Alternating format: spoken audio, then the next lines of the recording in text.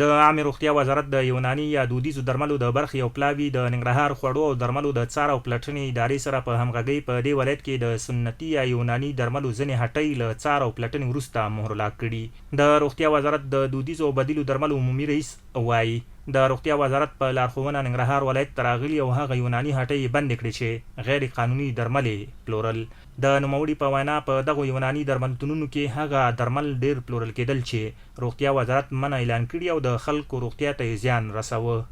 او دغلته کومې دواخانې چې بندې سوې د هغه دواګانې دي چې د افغانستان لیبارټوار منفي کړي دي. دا د ګیاهي په نوم باندې دوی خرڅوي او په دې کې ډیکلوفینیک سوډیم او ټراماډول او دغسې سلډنافیل او ټډلافیل دا په ګیاهي سره دوی هلته مکس کړي او په خلکو باندې خرڅوي. او ځینې دواګانې داسې دي چې هغه سپروهپټډین دی ورکوي، ډیکسامیتاسون دی ورکوي او هغه په انساني حجرو کې اوبه پیدا کوي تر دې پورې چې د سرطان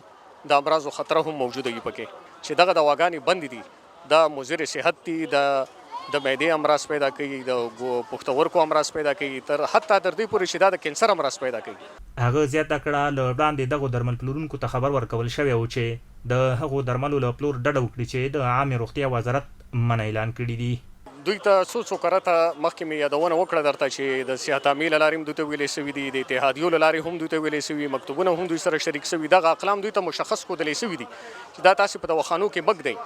او دا د صحت عامې کې ثبت هم نه دي بلکې صحت عامې دغه اقلام موږ د دې سیمپلونه چې کړي دي لیبارټوار ته هم لیږلي او لیبارټوار منفي کړي دي. خو موږ قانون ته ژمن یو، د اسلامي امارت د اصولو ته ژمن یو او دوی کولی شي هغه خپل ادارو ته مراجعه وکړي، اړوند ادارو ته، او چې کوم اعتراض لري موږ حاضر یو چې د دوی اعتراض رفع کړو. له کابله د روغتیا وزارت د راغلي پلاوي مسؤلین وایي که په راتلونکي کې بیا هم یوناني درمل پلورونکي په خپلو درملتونونو کې منع شوي او غیر قانوني درمل وپلوري نو د قانوني چلند ترڅنګ به یې عدلي او قضایي بنسټونو ته ورپېژني او هټۍ به یې وربندوي.